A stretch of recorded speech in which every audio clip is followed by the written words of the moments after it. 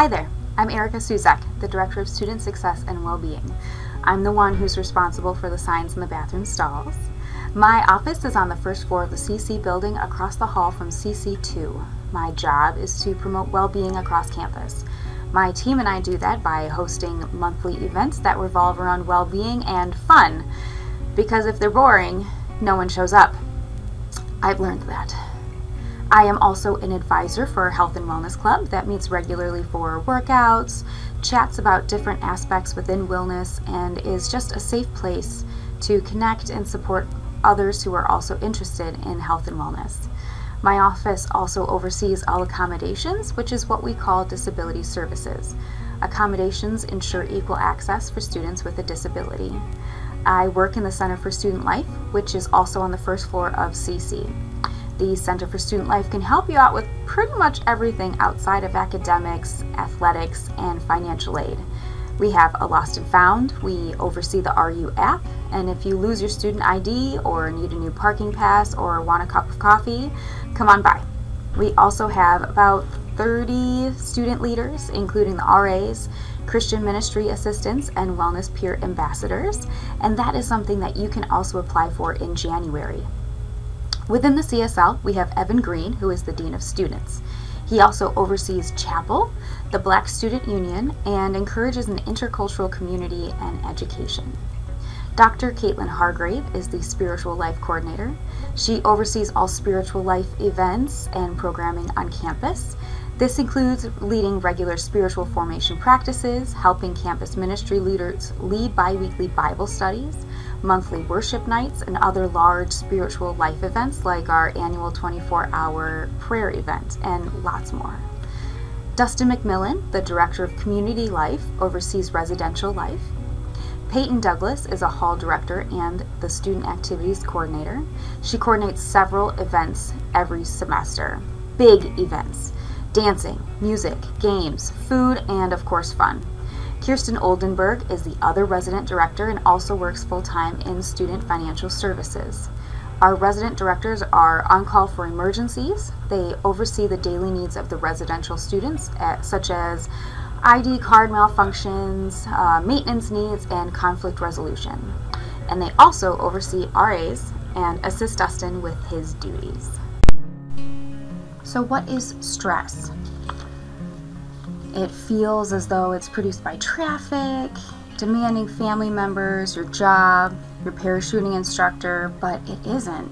It's a response that your body has to the perception that you are under threat. Stress is produced by your body, and that's why it's called the stress response. It is designed to help you cope with stressful situations. But there's a problem. Most people feel less able to cope when the stress response is activated. So how does this little helper response wind up doing more harm than good? Well, the answer to that is that the stress response was developed in a time when our biggest threats to your well-being involved life or death conflict. A predator might appear on the scene. You might be attacked by a neighboring group. To get food yourself, you have to go on attack yourself. Your breathing becomes shallow to oxygenate your blood. Your heart starts pumping to push your energy to your arms and legs, and blood is drawn in. Because in these life or death situations, the best odds for survival usually involve one or two options. Fight as hard as you can if you feel like you can defeat the stressor, or run away as fast as you can. And to better run, you need more blood through your system. You need more oxygenation in your bloodstream, right? Your body reacts to this threat. Now, before we move on, I do want to acknowledge that there is such a thing as good stress. That's the kind of excitement you have before riding a roller coaster, or preparing for a promotion, or a first date, or a concert. And there's also acute stress, those quick surprises that trigger the body's stress response like a traffic jam. And a little bit of stress is good, right? It keeps us focused, motivated, moving, but there is a fine line between helpful stress and chronic stress. And as you continue to let stress pile up, exhaustion, anxiety, anger, and burnout appears. Ongoing stress or chronic stress is a consistent sense of feeling pressured and overwhelmed over a long period of time. And guess what? That's bad for your health. It inhibits your digestion.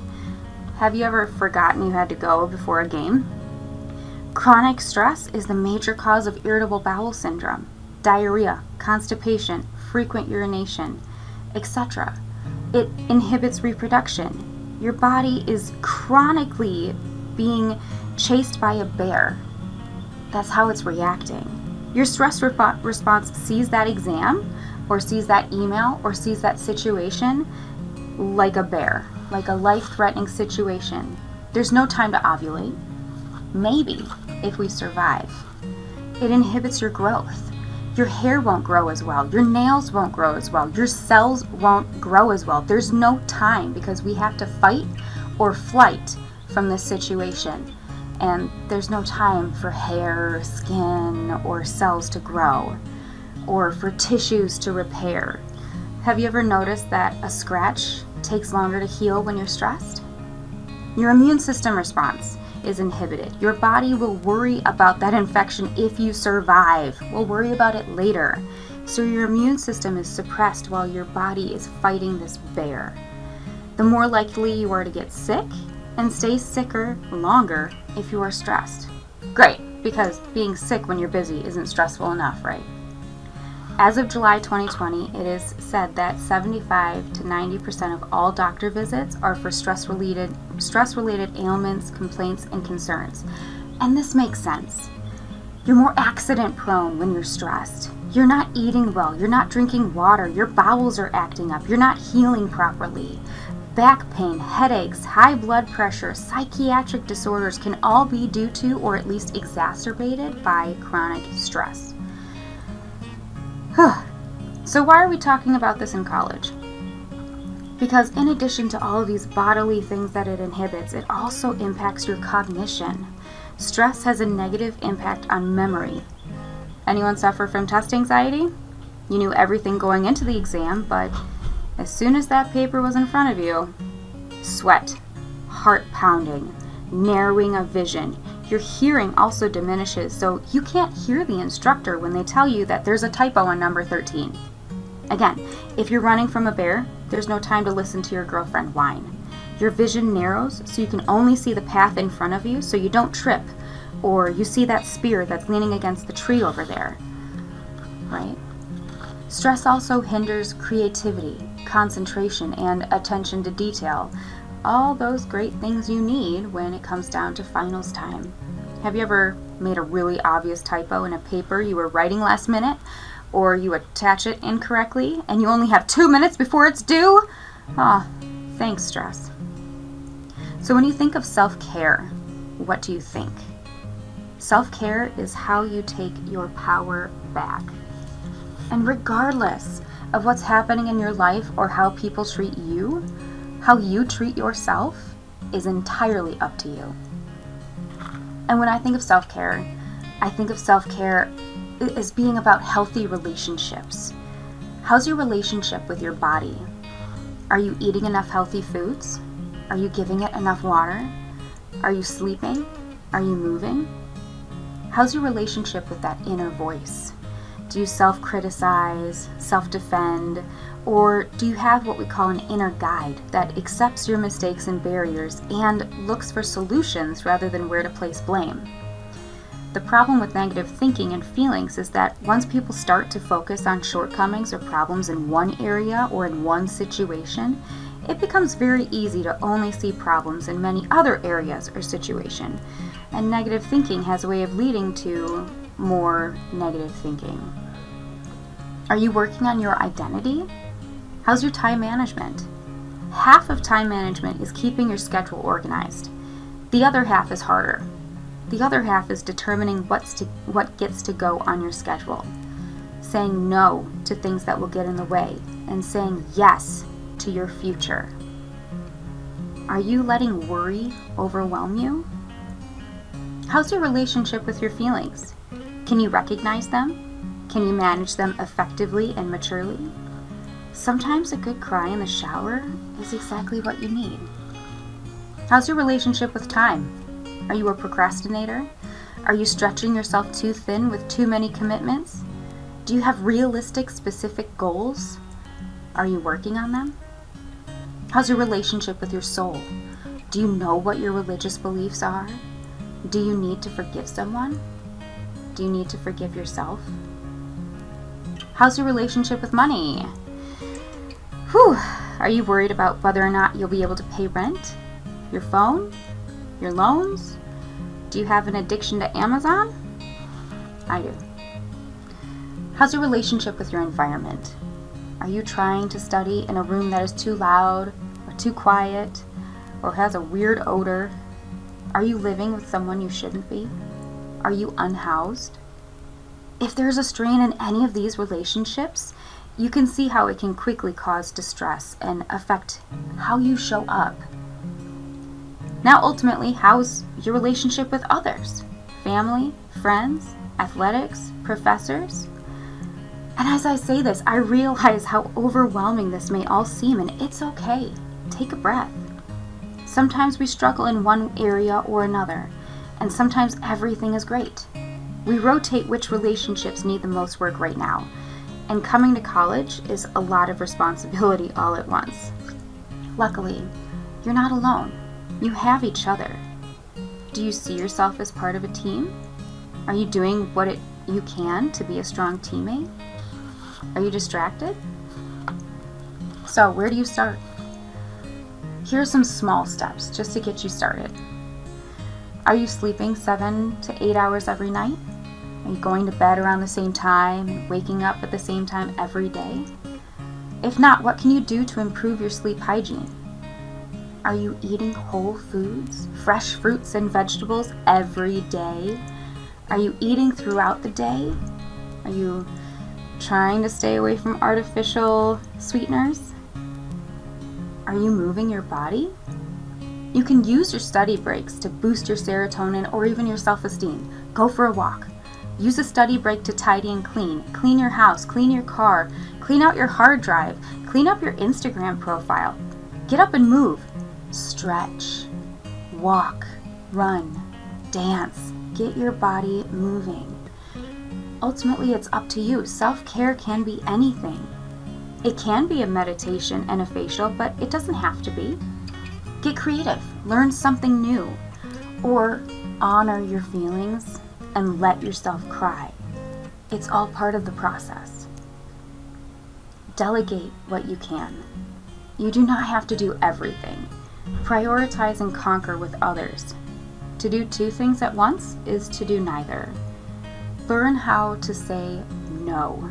Or, yes, I can go, but I have to leave early. Or, let me get back to you. Or, you say no to something. Remember that you are also saying yes to something. You're saying yes to yourself. You're saying yes to your future. Rally your support system. Beware of that voice that tells you that you can do everything on your own. Reaching out for help does not make you weak, it makes you human. And it helps you nourish your relationships. If your friend was hurting, wouldn't you want to help?